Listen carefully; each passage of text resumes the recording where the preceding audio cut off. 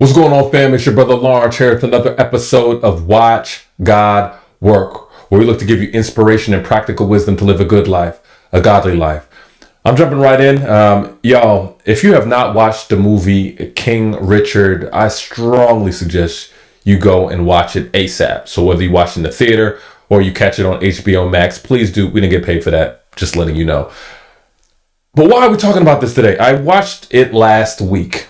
And it has certainly been a week if you've been kind of following our community, our journey, and I'll speak about that on a separate note. But man, this is not going to be any spoilers, so please don't be worried. But there's a reason why we're talking about this today, and I really want you to key in a bit.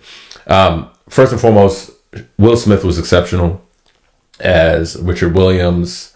Beautiful. It was amazing. His performance.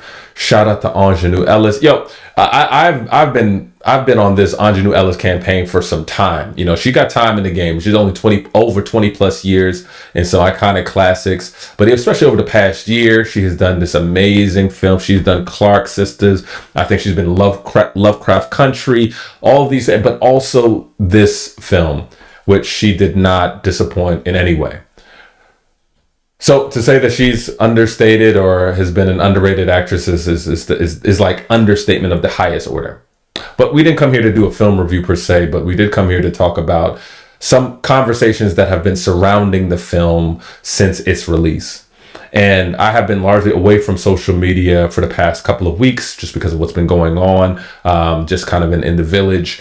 But it does not mean that certain things don't come across my desk or certain things are not sent to me. And one of these things was a reaction, a tweet, and a reaction article that was made about the film. And essentially, the crux of it by these two separate authors, critics, or however you want to characterize them was, why is this film about Richard Williams and why is it not about Venus and Serena Williams? Now, I think what's quite obvious is, number one, the story was told how they wanted the story to be told. They wanted the film to be centered around their father and the impact he had in their lives. They are the executive producers of the film, right? I think I'm even speeding up. Matter of fact, let me just read these tweets. I'm going to bring us to this so we could all see this for ourselves. So let me pull this up. And so the first article is King Richard by Allegra Frank in Slate. King Richard turns Venus and Serena Williams triumph into their dads. Stay with me. I'm gonna explain why this is very important from a faith perspective, but just read this. And so essentially, why does Will Smith's new movie make the story of the two greatest female athletes of all time into the story of one male hero? Okay, I know you guys. We're gonna stick with it. But then there was this tweet, and I think this is the tweet that's gotten the most fanfare, so to speak. And is from Dr. Jessica Taylor. Did they seriously make a film called King Richard about the success of Serena and Venus Williams, but it's about their dad, Richard? Now, I think if anybody has followed that thread, they recognize that they a lot of people, got them together, let's say, and really were open about their dismay with the commentary. But I think there's something deeper here. And I think particularly in our community, and I think broadly, the image of the Black father, the image of the Black man has been so marred, has been so debased over time, that a unique story that was driven by the daughters of a Black father, a Richard Williams, the exact story that they wanted to tell, they've gone on media outlets and said they won't even attach their name if this wasn't told the way they wanted to be told, gets this reaction. And I think this is partly why this is important from a faith perspective, because I think in this world, in this society, in the time that we're living in, the idea, or perhaps even the prevalence of just honoring brothers, honoring Black men, honoring just honoring them for their impact, celebrating them for their impact on the lives of others, has just become so rare and a rarity in our community. But even just in the public square, there's always some sort of caveat. And I think that what's beautiful about this story, what I loved about it, and I loved about the movie, is that These were two black women, daughters, who are honoring their father. There's something godly about that. And I think particularly for those of us in faith, this is as basic as Exodus 20. The 10 Commandments, this is honor your father and mother.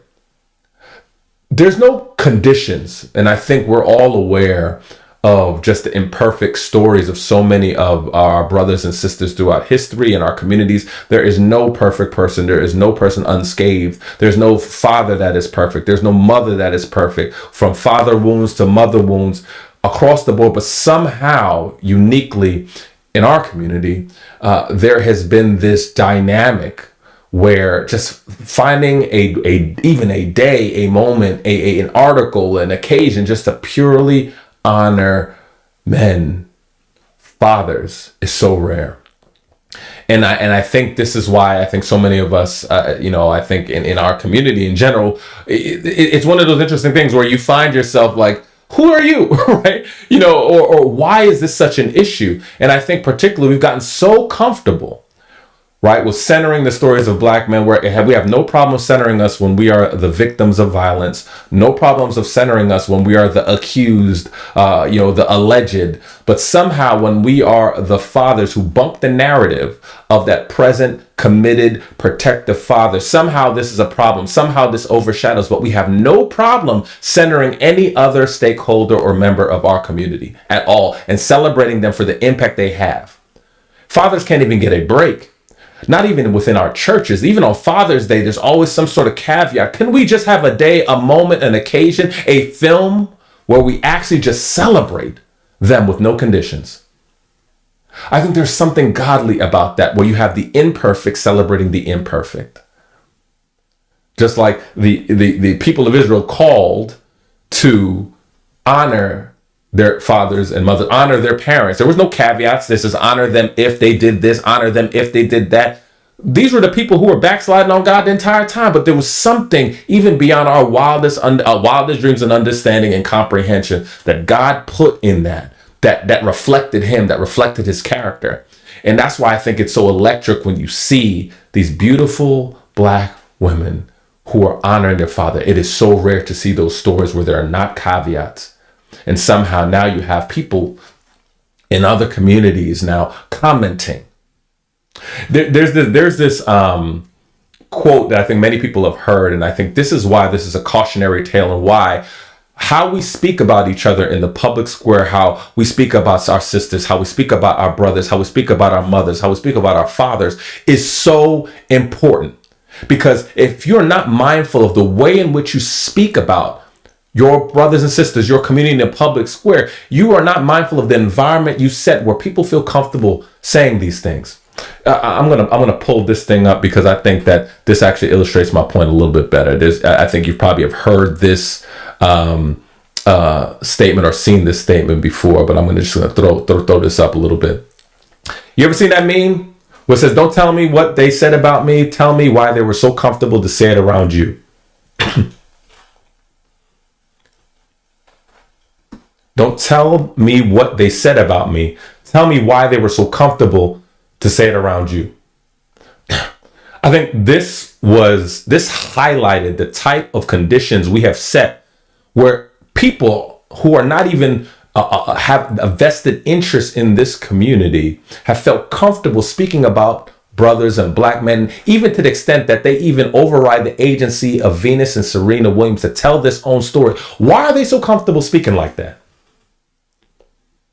And I think, and I'm putting this just on the public discourse around black men, right? And I think all are implicated. It's important to speak with honor. It's important to do these things. It's important to highlight and uplift even the imperfect characters of our stories in our community.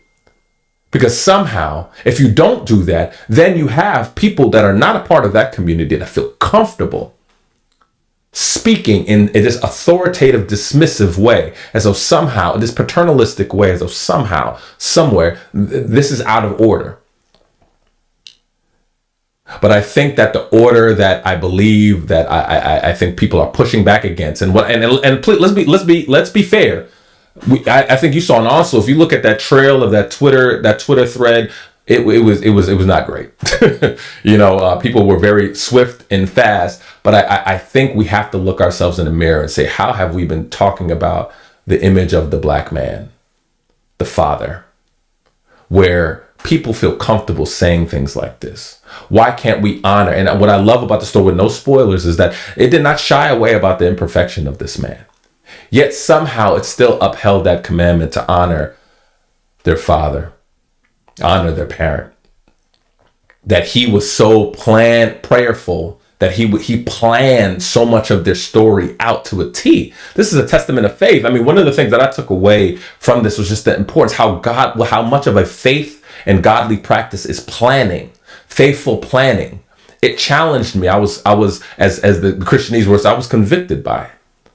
But I also think there's something to be said about why and how beautiful it is when you see children honoring their imperfect parents, honoring them for the life that they've given them, honoring them for the sacrifices they made, and still seeing the imperfections, yet also seeing the good, the glass half full, the benefit, the strengths, and the blessings of their influence in their life. How we could redeem this image of the black father who is not present, who is not protective, who is not there, who does not advocate, who is not that picture that so many people have experienced.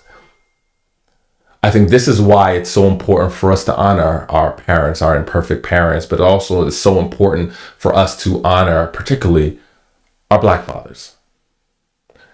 I think it's very, very important. And so I'm bringing this up, and I'm talking about this. And I think this is so relevant, particularly today, because I don't think we recognize the impact we have in the things that we say online, the things that we say offline, and somehow we disconnect it from any godly call. And I think God, from the very beginning, understood the impact of being able to honor our parents does have. And also the impact, perhaps, when you don't, what ends up happening.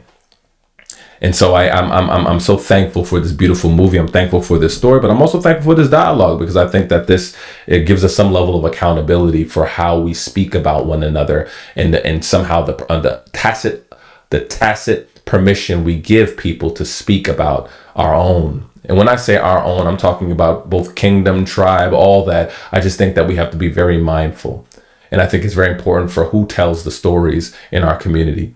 But again, I think this is a tremendous film. Please definitely go watch it. There's so much faith that's a part of the storyline. There's so much about planning and the beauty and the power of planning in our lives. But there's also something about the picture and the power of us showing honor to our parents, to our predecessors. But I also think you'll see something about just the power of telling the stories, the redemptive power of film, but the redemptive power of just kind of reclaiming the image of the black father and the black man, and what this did, and to the extent that it even triggered people outside of our community, that it fit the narrative that is so often put on black men, not being the victims, not being the victimizers, but being those who, by the grace of God, are worthy of praise from their children, that the imperfect could celebrate the imperfect. I think that's the story of, I think the redemptive story throughout history, that those who were unworthy received worthy praise. But I think it's just something, a model for us, I think, to push back against, a broken image that was intentional about a group of people, God's own children. And so, again, I encourage everybody to watch it. And again, I'm grateful for all the lessons, the godly lessons that were captured in the film.